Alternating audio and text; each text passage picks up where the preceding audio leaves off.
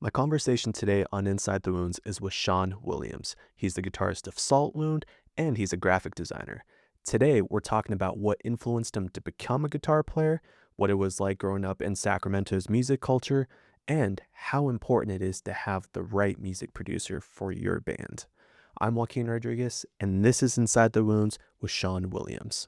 And dude, I'll be honest, dude. I discovered Saltwound in 2024, so just last year, Well, and thank you you all for have fucking with us, dude. Thank you. yeah, man, and you all have very quickly become one of my favorite bands. I Oh, I thanks. shit you, dude. Yeah, dude, well, thank you. And I shit you not. I'm pretty sure you all were my most played artist of 2024 on my Apple Music, No shit, dude. That means a and like, lot, bro. yeah, dude. And the number one song in particular was Severance, and That's my favorite too, bro. I there we can't I go. That's can't what's fault up, you, bro. That's such a fucking heavy one, dude. It's gotta be one of my favorites to listen to and to play. dude. Real cool. Absolutely, and that has become my favorite song of your guys's. But to be fair, like that wasn't like the album I discovered you guys on. Like I think I've pretty much heard every album prior, like right before that album came out. So Okay. like I was already like familiar like That's with what's up. the band and everything like that. And once I saw like those singles drop, I was like, wait a minute, Saltland, that sounds familiar. I think I actually have some of their songs on my phone. I'm like, I do actually. Okay, so let's dive into this. And that's when I first heard Severance. I was like, That's really fucking hey, cool. dude. I'm glad it worked out like that, dude. We're happy to have you. Fuck. Welcome aboard. I'm happy to be part of it. So thank you very much. I'm happy to be on board. Oh yeah, Um, bro. dude, and what I appreciate the most about the band is you all do a really good job at expressing your individuality as musicians. Like if I were to hear just like the guitar stems, I think I feel pretty confident that I'd be like, oh yeah, yeah, that's Shawn. Like I could tell that's Shawn. That's cool. You know what I mean? And I think that's what really stuck out to me, right? Because I mean, in our scene, it's becoming very saturated, which that's not a bad thing at all, right? It's cool to see a lot of bands going out and do the thing. The barrier to entry is not that big these days, right? Yeah, yep, yep. But the thing is like when I hear just a riff, I can immediately be like, oh shit, Saltland just came on. All right, awesome. So I can't tell you how huge of a compliment that is, dude. Because no band wants to be that band that like sounds like every other band or the next band, like. So that's a huge compliment, and I'm sure we have our parts that. But like that's what makes a genre at the end of the day. You sound like this band. Oh, absolutely, that's what we call rock. So whatever. But yeah. thank you, dude, a lot for real. Yeah, totally, man. And let's start there. So, tell me about your creative process and like what your background is as a guitar player. So it all started with my dad, bro. I got a picture of him right here, actually. We'll show my dad. That's me. That's my dad. All right, Love it. that's me. Fucking He love it. turned me into a painter. I'm a pretty badass painter because of him. Fucking, Hell yeah. he just always played guitar, bro. And then I woke up one day, like I never really had the interest. And then I remember specifically I had a dream where like I picked up a guitar, I just had it down. And then I woke up that day and I was like, Dad, you gotta let me try that. Like, let me let me take a stab at it, bro. And it's like, all right. And then, of course, he handed me the guitar, and it went nothing how the dream went. Like, I did not have it down, bro. Don't you hate it when that happens? Yeah, bro, it sucks. So I did not have it down. But I stuck with it, dude, and I just became like obsessed. And the way I learned how to play guitar was from reading tabs online and figuring out how to play Slipknot songs and Metallica songs and like all my favorite songs. I learned how to play, and then I learned how to play guitar based off of learning all of those songs. So it was weird, Dude, but fuck yeah. yeah, that was kind of how I got into it. Dude, that's a beautiful story, man. Thank you for sharing that. Of course, of Um, course.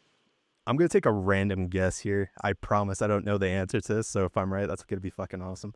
So I'm a huge Slipknot fan myself. To this day, they're my favorite band. You know, there's a lot of sentimental value there, right? And 100%. for that reason, Jim Root is one of my favorite guitar players of all time. Does he have a big influence on you? It's Mick. I'm gonna be honest. Mick. Slipknot is Okay. my favorite band, and Okay. I was always very much like drawn in by his presence, and like I don't know who does the writing or most of it or whatnot. I can only assume that like it's split equally, Yeah. just out of like uneducated guess, but I was just like, something about his presence was like, I want to have the long hair like that and be like swinging it around and, have everyone Fuck scared yeah. of him. But then, like, yeah, dude, Slipknot's my favorite band too. So we're already gonna get along here. Like, Hell yeah, dude. yeah, bro. My So, dad wanted to ground me when I was a kid. He grounded me from listening to Slipknot, like straight up. oh, He was nah, like, "You can't dude. listen to Slipknot. No more YouTube videos." Like, it was funny. Damn. It's funny to think about. That is hilarious.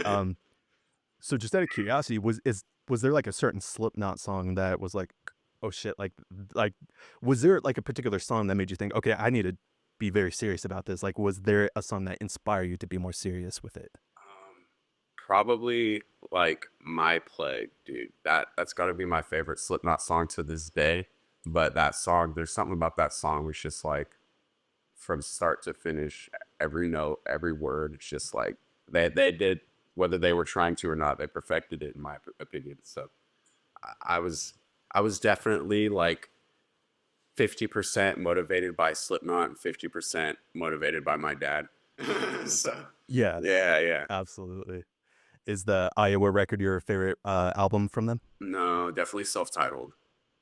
Okay, me too. Yeah, I Me too. skip less songs on self-titled. Like there's some songs that I skip, like Gently. I don't want to listen to that. Like, like Iowa, I don't really want to listen to that either. Like, but the like Left Behind and shit, fucking My Plague, fucking yeah, I'll fuck that shit up. You know what's funny, man? Like, this might be a little bit of a controversial take here. Like, my favorite album from them is the self-titled. However, I think the album that got me, I had that moment where I listened to them like, okay, I gotta take guitar seriously, Mm, was the All Hope Is Gone record. Because in my personal opinion, I feel like the All Hope Is Gone record is where they were able to really display their talent as musicians, like to full effect. And the song in 100%. particular that really got me was Gematria, The Killing Name. I get that. That's what's up. No, it was a very like they took a very much more mature approach to that album, and I feel like they put everything on the table. It was like, what do we have that we're not working with, and they Yeah, used it like perfectly, you know absolutely. but I agree, Fuck yeah. it was a very good album.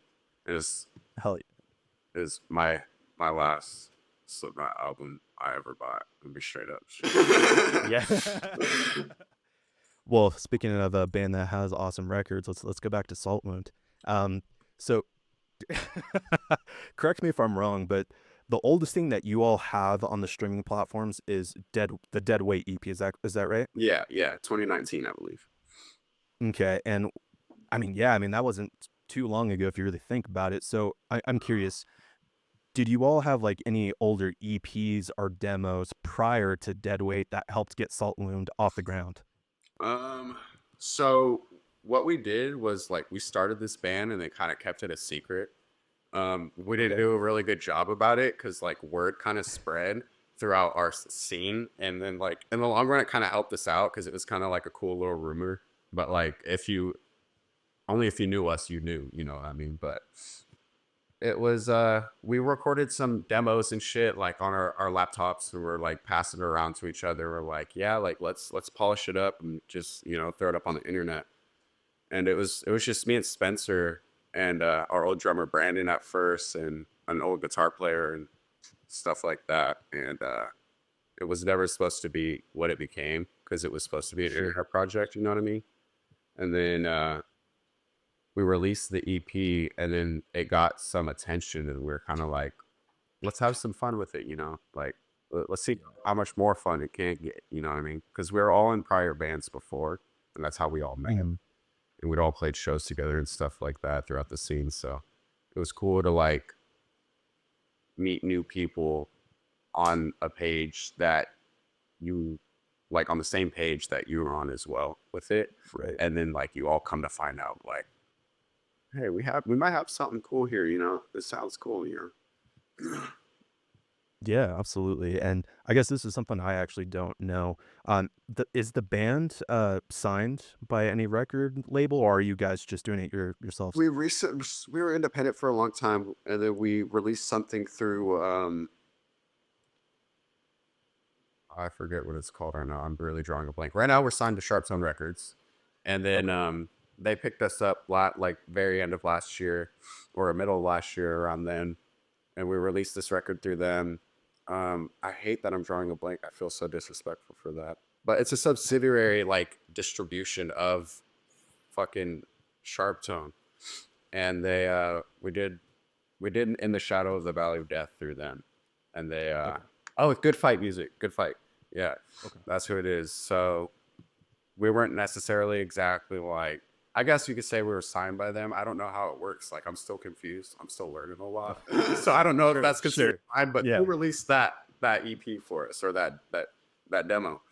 And then They distributed it. yeah, exactly. And now we're on to Sharp Tone, and they've been nothing but good to us. And it's just a lot more to learn, you know what I mean? Like this is Yeah. like I'm a young kid coming into this shit from like, yo, this is a dream to like You're it's doing always the like, thing. yeah, and it's always like there's more than meets the eye, you know. It's always like Oh there's more behind the scenes. So still learning a lot. So if I like say something a little dumb and it doesn't make sense, that's why. yeah.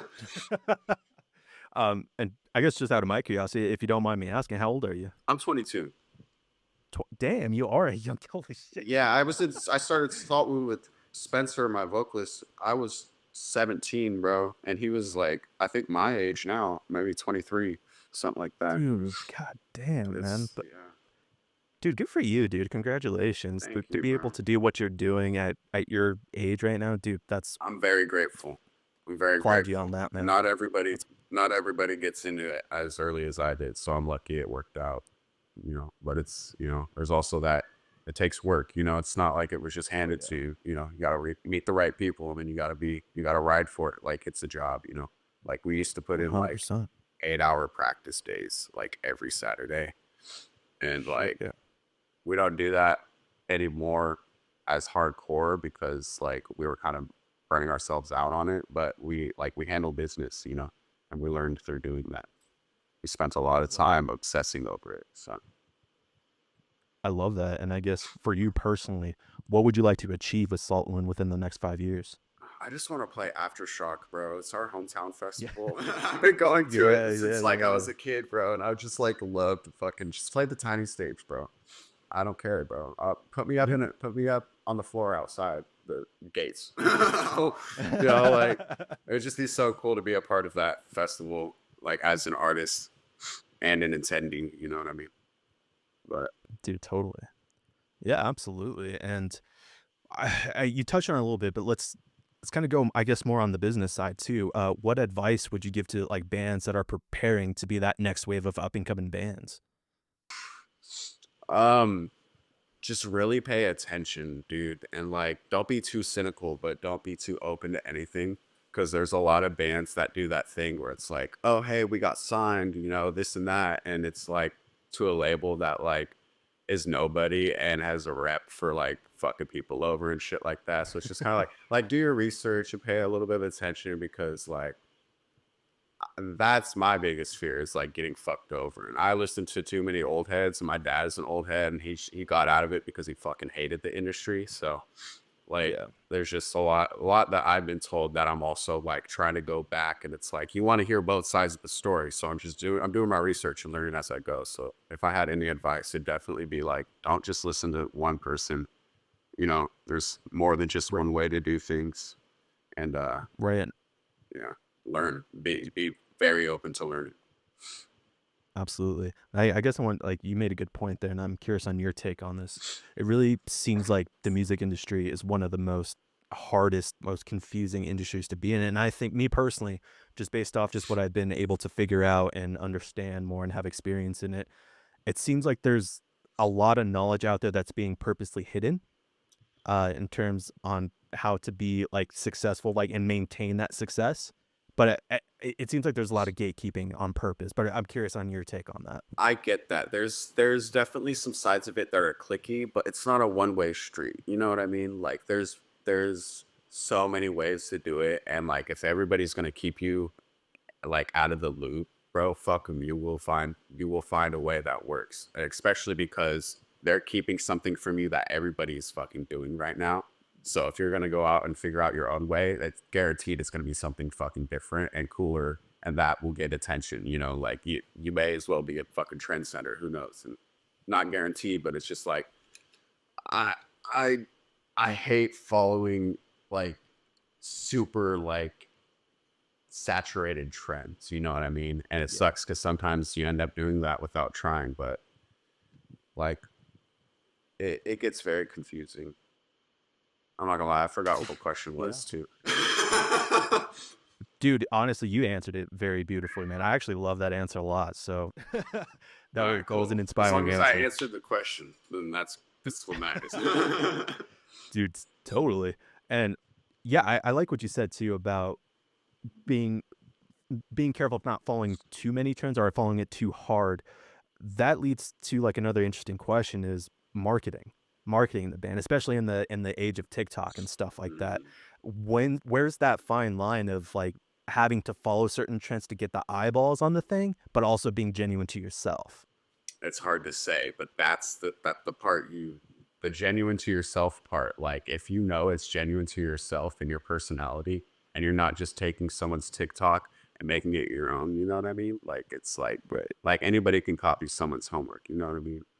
But originality seems to be a lot harder for most people, but it's also because everybody's so afraid of their stuff not being widely accepted, which is like reasonable to a sense, but it's also, I think it's distracting them from being authentic to themselves in their art or how they want to market their art, or it creates a fear that becomes distracting. You know what I mean?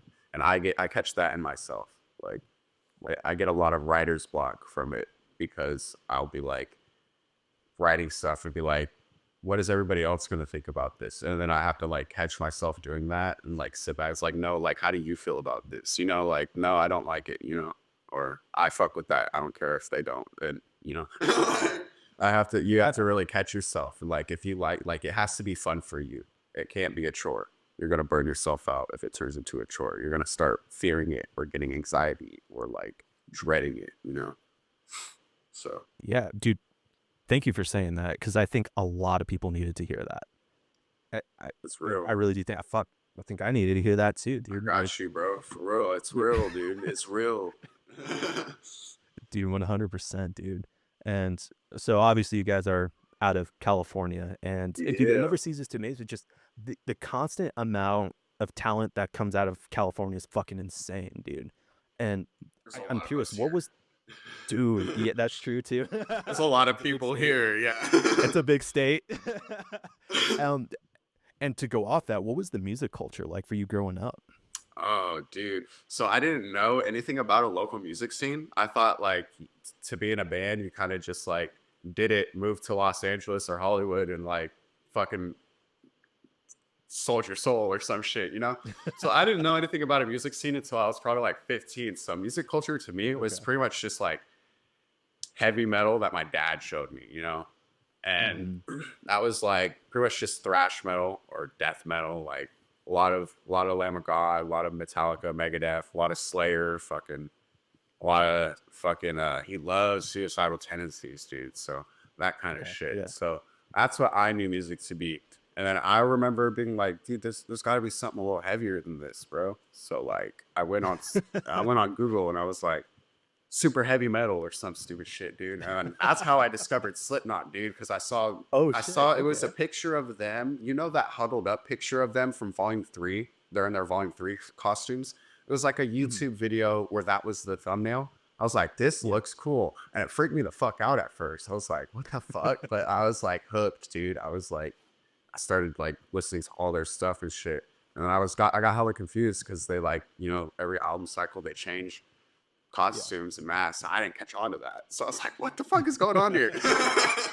Yeah. But I was hella young though. I was like probably like 7 years old or some shit when I found that. So Dude, that's great, dude. and then yeah, the local scene culture became very I got scared of it because I was hella young when I joined it. I was like the youngest one of the youngest kids.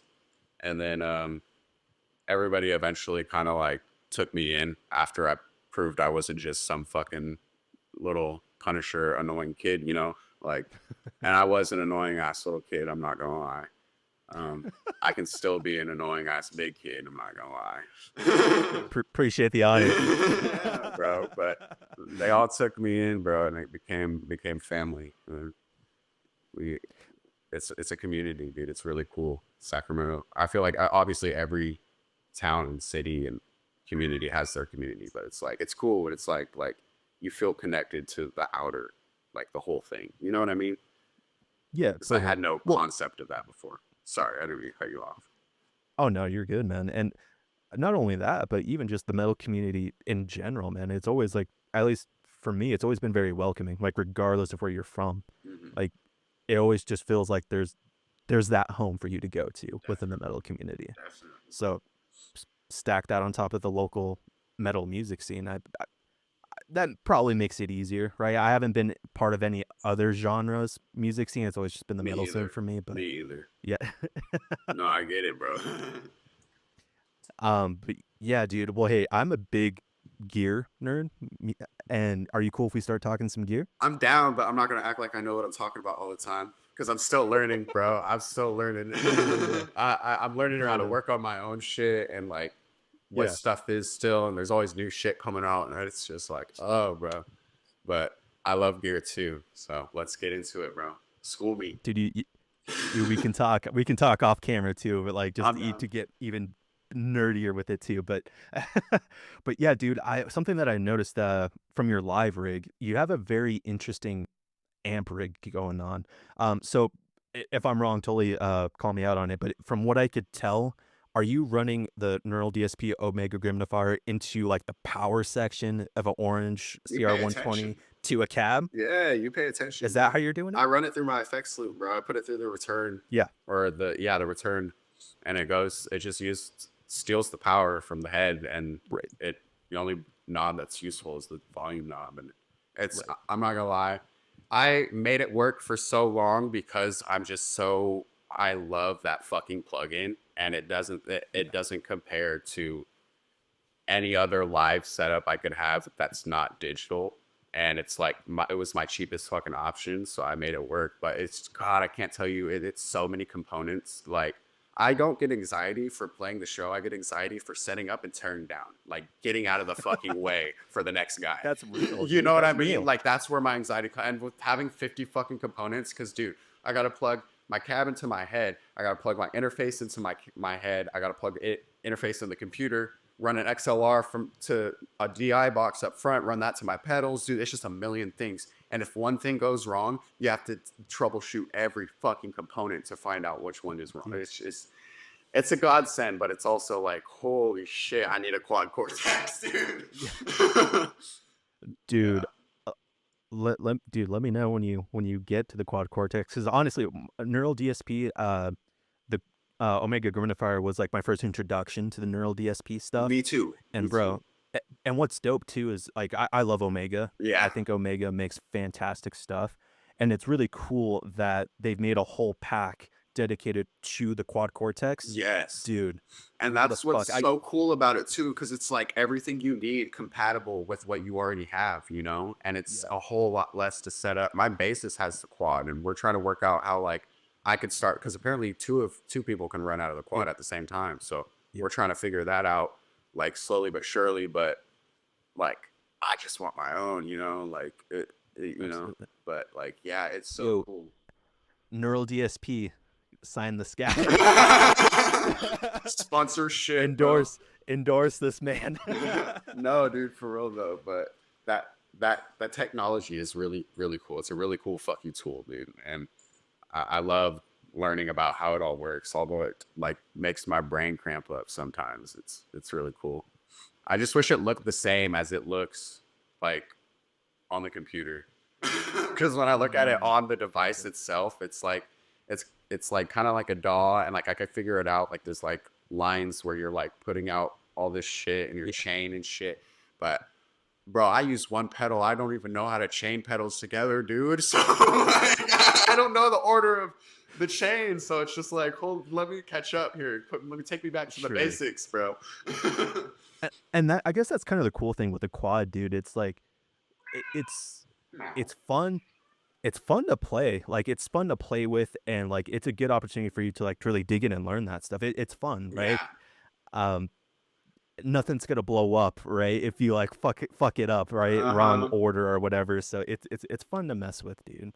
And it's actually pretty easy too, to be honest, compared to, say, like, the Axe Effects and Dude, some, don't get me started stuff on the like that. fucking the what is the fucking the Kemper, dude. That shit looks like an airplane dashboard, dude. I don't need a million and one buttons to find a fucking crunchy ass heavy tone.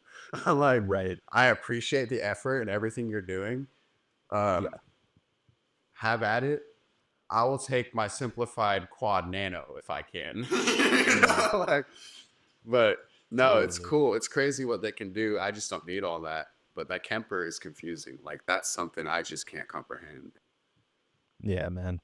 It's cool that, people have options in the digital world these Yeah. days, and all these options are fantastic, Yeah. right? Like, there's no wrong decisions. Like, what do you like operating with? You know what I There's mean? everything you could ever fucking want. There's every tool out there now. It's like if you want it, dude, it's out there, bro. You know. Dude, fuck yeah, man. And yeah, so let's talk about guitars for a second. From what I could see, for guitars, it looks like you're running, what is it, a ESP LTD SN1007? Is that Yes. what you're running? Dude, yeah, Okay. bro. You're on it, dude. That's what's up. Yeah. I'm a nerd. I'm sorry. No, don't even apologize. That's cool. That's what's up. Uh, yeah, and are you still currently using the Jackson as well, or did the ESP kind of take that over? ESP took that over, and I just switched tunings. The Jackson's my backup. So if anything, I tend to break a string like 9 shows out of 10. Like, bro, it's an issue how often I go through streams, bro. It's like one, if not two, a Yeah. night. So I have to have a Damn. not a backup, if not a couple backups. But like, I definitely need to figure out what the fuck's going on there because Yeah. it's Are you just expensive. slamming the fuck out I of the strings, I or? go hard in the motherfucker paint.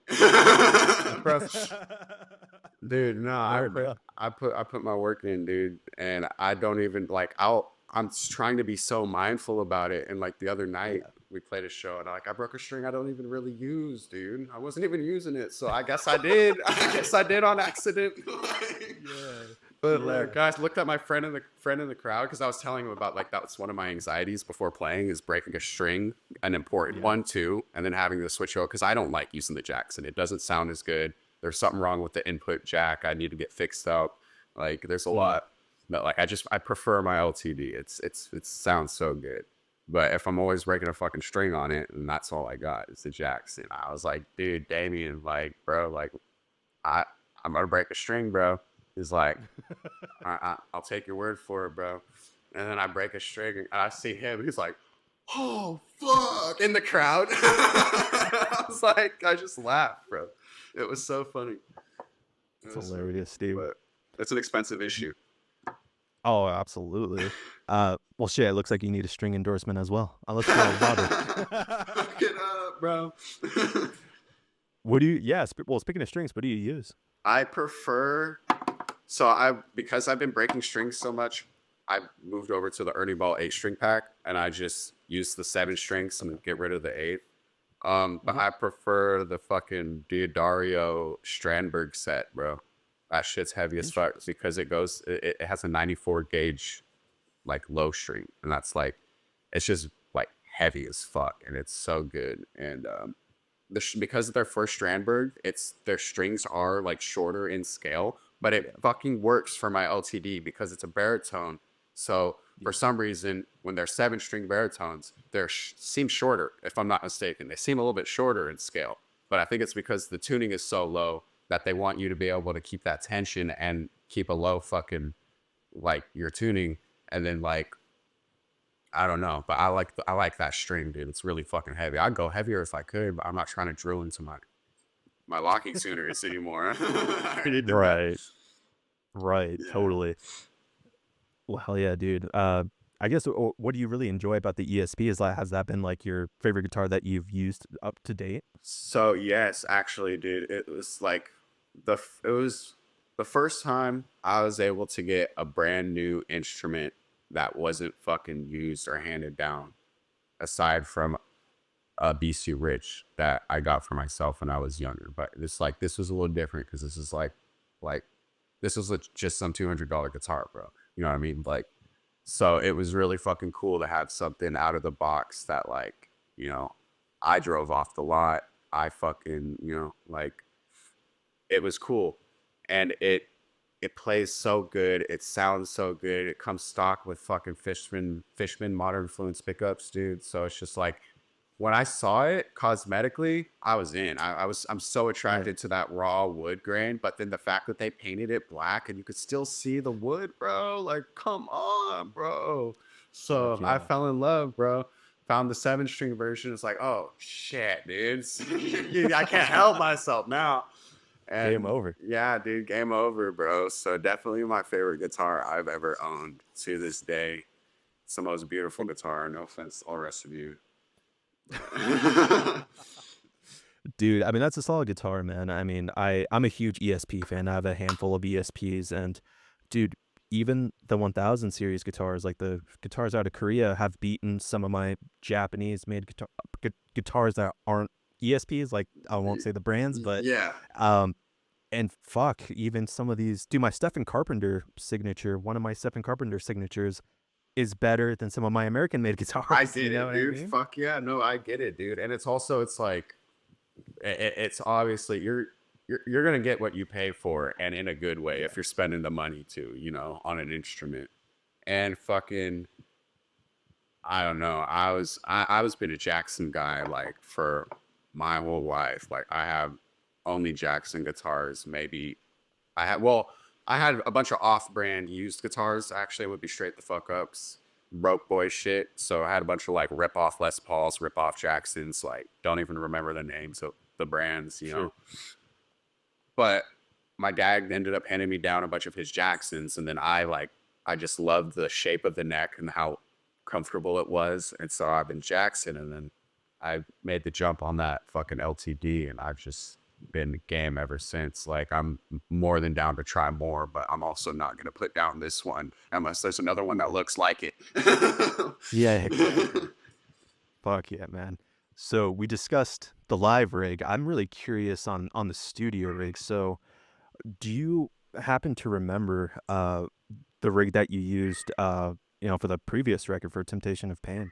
Okay, so what we did, I'm gonna be honest. I just worked there. I was just there to work on the album. So I Yeah, yeah, I yeah. sat there. We recorded with our boy Josh Bearden at Nevermore Audio down in Vegas. We went down there. We were like, "Yo, dude, let's tweak the tone." So he does all of that on his computer. I think he has like a mix of like the Gojira plugin in there with some other stuff layered on. Like, there's a lot that goes into it, and I can't exactly pinpoint how his rig works because it's like a big computer with a bunch of fucking like interfaces and things and shit Sure. like that. But I guarantee I'm not even using one of them. Like, I think you know, it's some old school looking shit, but he's very professional at it. He dialed in a really good fucking tone. So I was like, run it, bro. And Fuck yeah. yeah, he knows what he's doing, bro. Yeah, so for I guess with the amps, was it just straight digital? Like you weren't like using tube heads or anything for the studio or Yeah, anything like dude. that? I went all in on the digital, dude. I kind of Hell yeah. I kind of just like fell in love with how convenient that route is because Yeah. I like having an old head dad. I was like, fuck digital, bro. I want something reliable. But like, let's be honest, digital can, in my opinion, could be a little more reliable in Yeah. terms of like, I don't know, software can shit out, I guess. So I'm just, it's, I don't know, it's a gray area now that I think about it. I'm gonna shut up. No, I mean, if you have like a solid laptop, if you're running a solid laptop, running the neural DSP stuff, I almost feel like that's a solid system, like versus, running with like a tube head that, dude, you fucking bump that thing wrong in the van or some Yeah, shit, it could, you know what I mean? yeah. That's all it takes. No, dude, like as your shit's up to date, dude, like you can fucking make it work a lot more conveniently, I feel like, than Right. with and then like, and what I mean by convenience is like not needing a whole fucking chain pedal board shit that like I find useless for me personally. I don't need that. If I Sure. can get a good tone off of what I'm using alone, All I need is my Digitech whammy, and that's good. Um, but like to like just to cut out feedback alone, bro, you need like so many fucking noise gate pedals and shit like that. You know, it's just like all that kind of shit. And then to like dial in specific tones and this and that. And it's like it gets it's too convoluted for my last brain cell to fucking function, dude. Like you can't do all that, bro. Right, I'll right. work with one knob if I could. I usually do. It's the volume knob. That's awesome, dude. I love the simplicity. Um, but yeah, so going back to Temptation of Pain, so as as far as I know, y'all basically did something a little bit different with this record, right? So you all came together in the studio with your producer and wrote that as a full group, Yeah, right? as a team, dude, that was like the first time we ever actually accomplished that, and it was the coolest shit we ever did. Hell yeah. And yeah, let's go off that a little bit more. So what are some things that you learned from that experience that you're going to continue to use moving forward? That not all my ideas are bad because I usually either write by myself, dude, and I like Yeah. Spencer will get so mad at me, dude. He's like, "You haven't sent me anything in a minute." It's like, dude, I keep deleting everything. It's like you need to send it to me before you fucking delete it because that second I learned that I need a second opinion, if not a third and a fourth. You know what I mean? Like having that many people in the room to kind of like talk you out of your funk is like encouraging as shit. You know what I mean? It's cool. It's cool to have that team.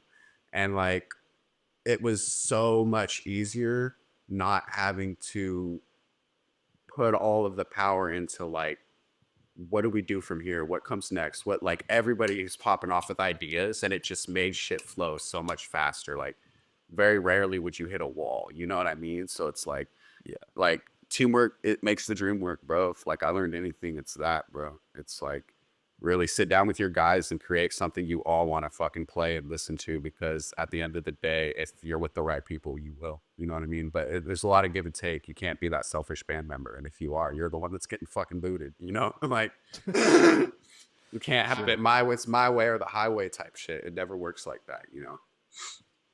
Sure. And I guess early on in the band, was there any rough patches at all when it came to that? Like, was there any rough patches when it came to like establishing that culture that you all No, are running with now? no, we all kind of found a role that like we're comfortable doing as far as whether it's back end business shit or like writing and this and that, you know, like we all immediately filled a pair of shoes, and it worked really good. And it just got really bad for a minute when I would isolate myself and then second guess myself too much. And then it like Sure. put anxiety into me that maybe not even want to like approach writing. You know what I mean? So then Sure. like Spencer, me and him like went through expensive talks about like dude, like you need to sit down with someone and shit. Like you like have someone there, bro, because like you don't trust yourself, obviously, because I didn't, you know what I mean? To an extent, I still don't, but I've outgrown that now because of the healthier process that we've been developing, you know? Gotcha. Gotcha. I mean, shit. I mean, that's a real thing, man. I think anxiety can really fucking take you over. When you It care can too really, much really about take what you people over. think, that's what it was. I was caring too much about what everyone else would think instead of like what I felt about the music. What I was like, what did everyone else want to listen to? And that's like where you go wrong. That's where you start sounding like every other band. That's where you start being the band you don't want to be. Everything I just talked about before, you know? So Absolutely. definitely just like listen to yourself, like your real self, you know, for sure. And do you think, like, as you've gotten older, like, I say older, but you're still in your early 20s, um, but as you've gotten older, like, has it gotten easier to really handle that anxiety, or? It's my cat in a box. He loves fucking boxes, bro. Absolutely. I just moved, so they're kind of everywhere right now. And Yeah. he found one. Yeah. They're not hard to come by. I'm sorry. What were you saying? No. So what I was saying, it's like since you've gotten, as you've gotten older, has it been easier to really handle that anxiety? Yes, definitely. When I actually take accountability for the work it takes to like get over it, but sometimes I will like get in a funk and then like I'll do no methods or techniques that will resolve it. Like if I'm nervous before a show, sometimes I'll catch myself doing nothing to like talk myself out of it. It's like, why am I sitting here just freaking out? Like it's gonna be chill. It's gonna be cool. Shit happens. If it happens, it happens. It's like that kind of shit. So learning healthier ways to like cope with it internally that externally will like benefit. Like I'll benefit my behavior better externally and my reactions to things that go wrong and everything else. Like that kind of shit. It's a lot of inner work, self work type shit. Right. Yeah, and it's worth really just like taking the time to invest in yourself in that regard. 100%, bro. It sucks to sit in that, bro. Like I've been doing this Oh, since I was 100%. 15 and I'm 22, and everyone I know is like, bro, you go up there and you know what you're doing every time. Why do you still get so nervous? And I tell them it's like, it's not because of my performance. It's because of like technicals. Like, it's everything that could go wrong, outside of the performance. And regardless of all that, it's just like there's still no reason for me to be as freaked out as I get every show, dude. And it's bad. Like it's kind of dramatically bad, but like I get it bad, bro. So it's definitely been a battle. Like it sometimes I'll talk myself out of like maybe I'm just not meant to perform, and then I'll go up there and have a fucking great time. I'm like, fuck all that. You know what I mean? Like Yeah. just like get over it, bro. Yeah. Well, I'm glad that you never robbed yourself of that opportunity, man, because obviously you got the chops, you got the talent, you've got everything going for you. So I'm glad that you Thank you. didn't let that screw yourself over. I appreciate that. Thank you, bro. Yeah, absolutely. If you don't mind me asking, like, what's that trigger that I guess that gets you in that mindset? Because things have gone wrong, and Mm, I don't know exactly, but it's just like if something goes wrong, then it's like the next time I will really freak out about it, like leading up to it. Like I sure. I broke a string, so it's like the next night I'm gonna be really freaking out about my strings. And then if I break one again, the next night I'm gonna be freaking out about my strings. Or if like something goes wrong with my laptop or my interface, it's like, well, the next night I'm gonna be fucking. That's all that's gonna be on my mind. So it's like it's weird, but it's usually if something happens, then it'll trigger it for the The next night. past experience, Yeah, pretty much. yeah. Gotcha. Gotcha, I just man. want to put on a good show for people, man. And it seems like no matter what happens, they understand. And I just got to remember that. Yeah, and I'm sure that's a huge sigh of relief for you, right? Yeah, no, they get it. And putting myself back in the audience's shoes, it's like, dude, like, I'm not going to sit here and be like, oh, yeah, fuck you guys because you're fucking, you blew a tube, So it's like, no, they're not going to do that, bro. Like, Right. So Totally, dude. And I know you're still like very young in your career, but what do you hope to accomplish before your career is over? We still got a long time until that happens, but shit, dude. Just everything there is for a band to do, man. Like, I want to do it all, like, as far as I can, as much as I can. yeah, but But I take me just through that don't. journey. What does that look like? Fuck, like playing different countries, dude. Fucking playing big festivals, man. Like being able to like being more than just a band, but like when your band becomes like a community, like bands like Spite, it's like Spite fans are like Spite fans. Like Yeah. so it's like when you build that fan base to where it's like your fan base is like community based. It's like Yeah. it makes it so much more fun and loving and inviting and cool. So that's one of my huge goals too. Is just like get build a community, not a fan base, but like a community, and like being able to meet everybody, like to say thank you to everybody was a lot to ask for. But like it would just be so fucking cool. Be able to be like, yo, thank you for giving us your time, bro. Like that's cool. Like, yeah, thank you. Like we're here because you gave us your time, because so many people gave us. So it's just cool. It's weird the way everything works. Fucking tours and evolution and shit like that. Like, Right.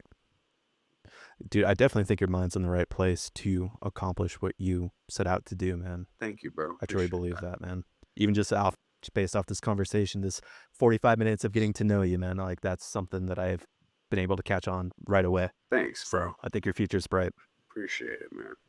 This shit means a lot to me, bro. Don't know where I would be without music. So I've definitely devoted everything I can to it, bro. Dude, absolutely. And I guess, to accomplish all those things, what do you think that you need to do to be able to accomplish it?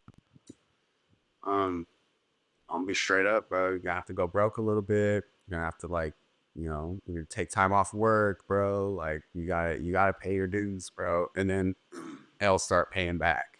So that's kind of where we're at right now. You know what I mean? It's a balance where you gotta keep yourself afloat behind the scenes, but sacrifice a little bit too, because for right now, this is still growing. This is still developing. It's, Right. you gotta spend money to make money, all that kind of shit. It's all an investment. Absolutely. Well, hey, what scares you? Fuck spiders, dude. Like, I'm shit. That's why I got all these bugs on my arm. So like if I see them Yeah. all the time, I won't be so freaked out. And I think it's helped. I stopped killing spiders and I started putting them outside and shit like that. Cause like Yeah. I got hella really weirdly into like I would actually like I'd started like stepping on a bug and I'd think about it. I'd be like, dude, imagine if a Bigfoot just came out the sky and stomped on my ass. Like, bro, like that's like I just took a life. Like no matter how small that was a life, bro. He was just minding his business, bro. Because I felt uncomfortable, I took him out. How's that not racist? So I just started taking him outside. So I just started taking him outside and I got a bunch of tattoos to help. Yeah. So it's just like I used to freak out. If like there's a spider on me, I'd be like, but now I'm just like, oh hey guy, let's put you over there. You know. Yeah. Growing pains, bro. Totally, man. And on the flip side of that, what excites you? Ah, new music, bro. Pokemon, fucking concerts, bro.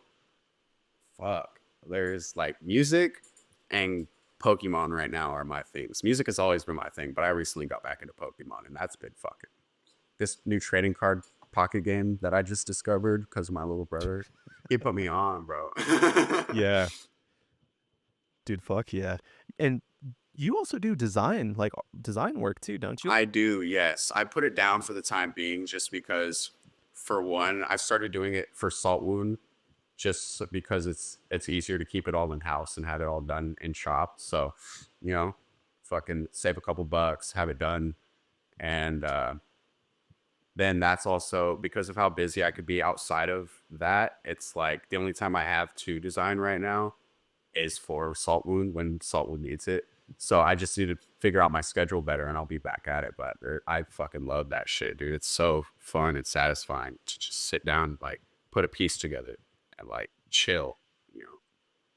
Dude, absolutely. So do you do like the album artwork and all the merch designs? I do all the merch. I haven't done the artwork for anything, but that's also because my album artwork isn't all that great yet. I'm still working on Gotcha. developing a style that fits Saltwound, like I could make stuff that fits other bands, but if it doesn't fit Saltwound, it doesn't fit Saltwound. I'm not gonna be like, but guys, I made it. Fuck that. But Right? they trust me enough to fucking make the merch, and it fucking they've been nothing but stoked on everything I've done, and it only means a lot to me to have that trust and encouragement from them, so, and then seeing it fly off the table the way it does too only helps. So it's why not stop, like, or why not keep going, why stop? So at least for Saltwood for now, until I can fucking get my shit together a little more. Sure, sure. And I want to talk about the lore a little bit. Like, where did the name Saltwound come from? So Spencer and I sat down, we're like, yo, like, let's talk about band names. I just had nothing but bad ideas. And he was being very, very, very nice about it. But then he came up with Saltwind, and I knew it was a fit for an Autopsy song. And he was like, that's why I want it, dude. Because it's like, it's a sick ass fucking name. But it's like, he put it as like, it in a way paying homage to them, but also like, yo, like, why the fuck not? Because that sounds hard as fuck. And then Yeah. a bunch of Salt the Wound fans came out of the woodwork, and that's how I found out about Salt the Wound. Was because I didn't realize Yeah. I damn near ripped off someone's band name. You know, Yeah. we pretty much said fuck the, you know. Yeah.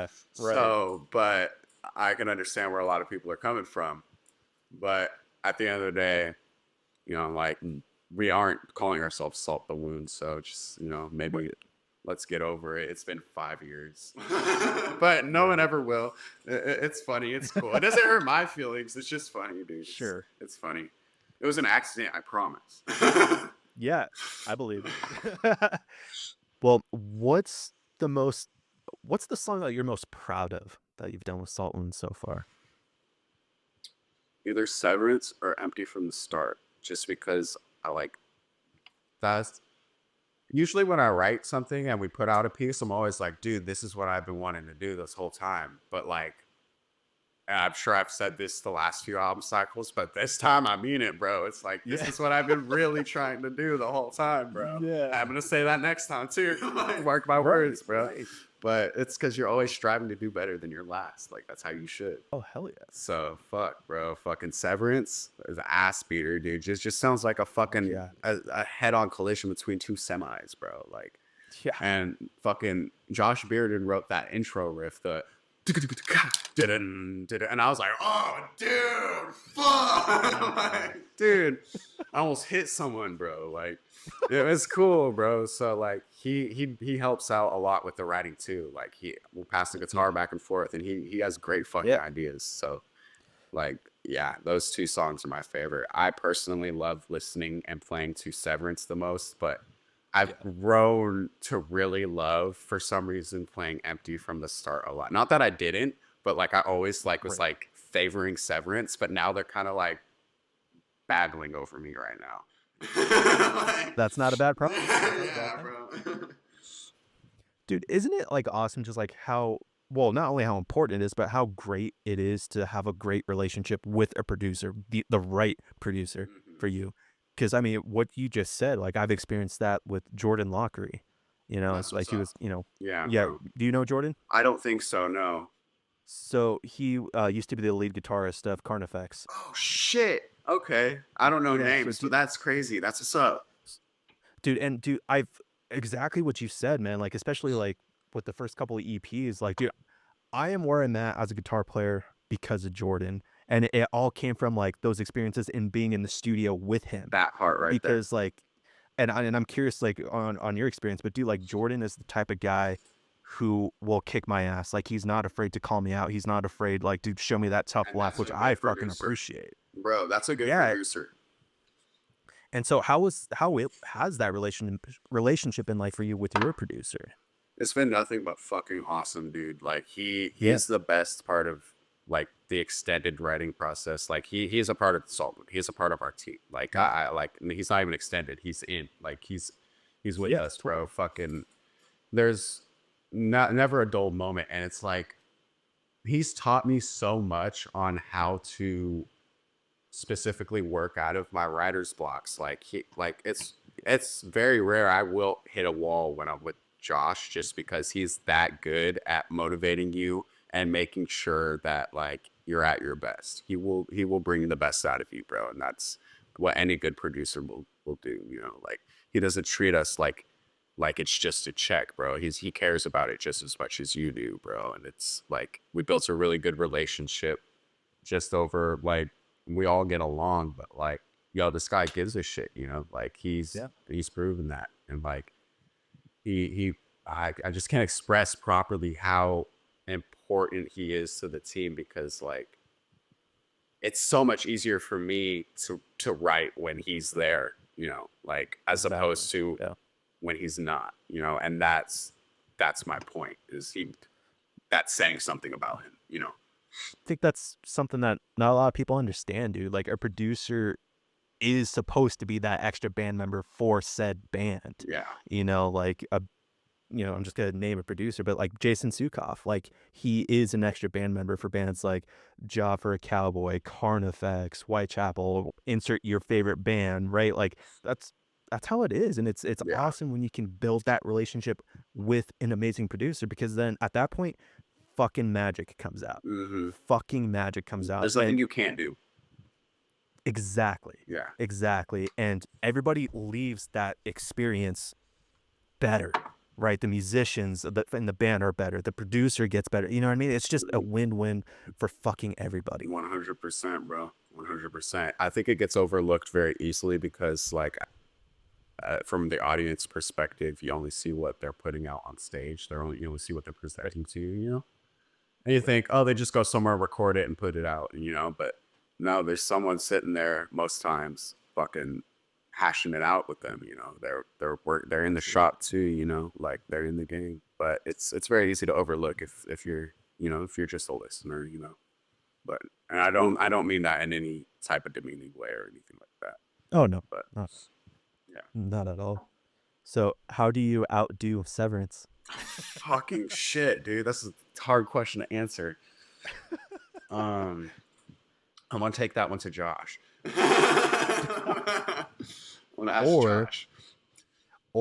dude, let that have its glory, right? Fucking the next thing, man. And like, Dude, you know, I think Severance 100% is on a fucking pedestal that it deserves to be there. Put that in the fucking trophy case, man, because I you all appreciate it. fucking incredible, dude. Yeah, it's my You favorite song, bro. It's definitely yeah. I'm gonna ask Josh that too, though, and I mean that. I'm gonna be like, yo, dude, how are we gonna top this? What do we do from here? It's a and good it's song. that question that is gonna ignite the fire for the new fucking writing session for the Yeah. next fucking album. If you enjoyed this episode, make sure to hit that like and subscribe button to stay on top of new episodes of Inside the Wounds.